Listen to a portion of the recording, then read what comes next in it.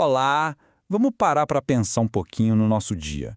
Quantas coisas que a gente faz são decisões de verdade? Sabe, desde aquele primeiro café até a última espiada no celular antes de dormir, a verdade é que muitas das nossas escolhas são, na real, puro hábito. Hoje, a gente vai mergulhar fundo para entender o que está por trás de tudo isso, com uma ajudinha das ideias do livro O Poder do Hábito. E olha só que loucura, um estudo mostrou que mais de 40% do que a gente faz todo santo dia não é uma decisão consciente, são hábitos. É quase metade da nossa vida funcionando no piloto automático. E aí fica a pergunta, né? Quem é que está no comando desse piloto? Para a gente entender o poder real que os hábitos têm, vale a pena conhecer a história da Lisa Allen. Aos 34 anos, a vida dela parecia um grande problema sem solução. Ela fumava desde a adolescência, vivia brigando com a balança e estava super endividada. Para ter uma ideia, o emprego que ela conseguiu ficar por mais tempo não durou nenhum ano. Era um ciclo, um padrão que só se repetia. Só que, alguns anos depois, a Liz era outra pessoa, completamente diferente. Magra, cheia de energia, sem dívidas, não bebia, não fumava e já estava no mesmo emprego há mais de 3 anos. Ela correu maratona, comprou uma casa, a mudança foi tão absurda que parece até mentira. E a pergunta que move o livro é justamente essa. Como ela conseguiu fazer isso? E a resposta, olha, não tem nada a ver com sorte. Tem a ver com ciência.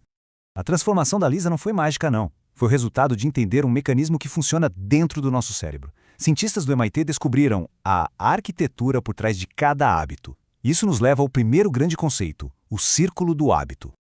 E o mais surpreendente é como essa estrutura é simples.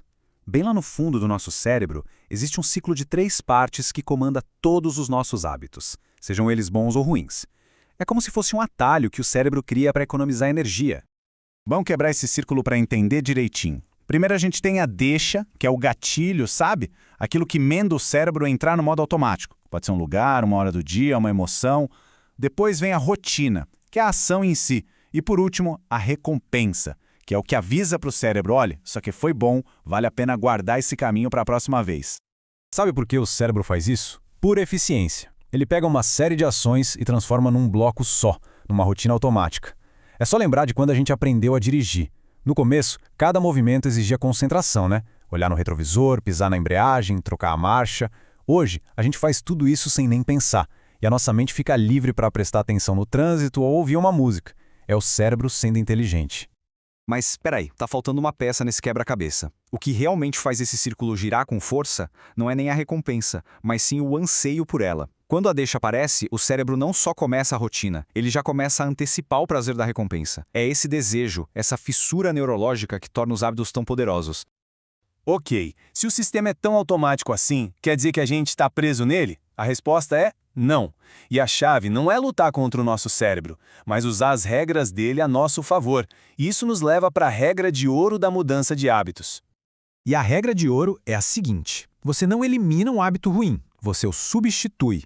O grande segredo é manter a mesma deixa e a mesma recompensa, mas trocar a rotina que fica ali no meio. Por exemplo, se a sua deixa é o tédio da tarde e a recompensa é uma distração, em vez de comer um doce, você pode levantar e conversar 5 minutinhos com um colega. A deixa foi a mesma, a recompensa também, mas a rotina, essa mudou.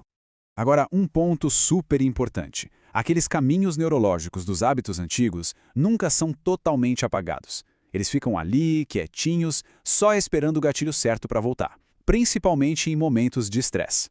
É por isso que mudar exige consciência e um plano. A gente está reescrevendo o roteiro, mas o roteiro antigo continua lá, arquivado. Mudar um hábito de cada vez já é uma vitória em tanto. Mas a ciência dos hábitos descobriu uma coisa ainda mais legal. Algumas mudanças são tão poderosas que criam um efeito dominó, sabe? Elas começam uma cascata de outras transformações. São os chamados hábitos angulares. Hábitos angulares são pequenas vitórias que desencadeiam outras. Pessoas que começam a se exercitar, por exemplo, do nada passam a comer melhor, a ser mais produtivas, não porque uma coisa causa a outra diretamente. É que o exercício muda a forma como elas se veem e cria uma estrutura para outros hábitos bons aparecerem. Coisas simples como arrumar a cama de manhã já mostraram ter relação com mais bem-estar e até mais controle do dinheiro. São pequenas alavancas com um poder gigante. E se existe um hábito angular que é o chefão de todos, a ciência aponta para a força de vontade. Ela não é só uma qualidade legal de se ter. Ela é um componente essencial para o sucesso em quase tudo na vida. Em alguns estudos, ela foi mais importante que o QI para prever o sucesso acadêmico de alguém. E isso nos leva a uma analogia perfeita. A força de vontade é como um músculo. Ela cansa se a gente usa demais ao longo do dia. É por isso que é muito mais fácil dizer não para uma sobremesa no almoço do que no final de um dia super estressante. Mas a notícia boa é que, assim como um músculo, ela também pode ser treinada e ficar mais forte com o tempo. Tá bom, agora vamos juntar todas essas peças. Como é que a gente pega a ciência do círculo do hábito, a regra de ouro, a ideia da força de vontade e usa isso na prática? O livro dá um passo a passo bem claro para a gente redesenhar qualquer hábito. O processo tem 4 passos. Primeiro, identificar a rotina. O que exatamente você quer mudar? Segundo, e essa parte é crucial, experimentar com recompensas diferentes.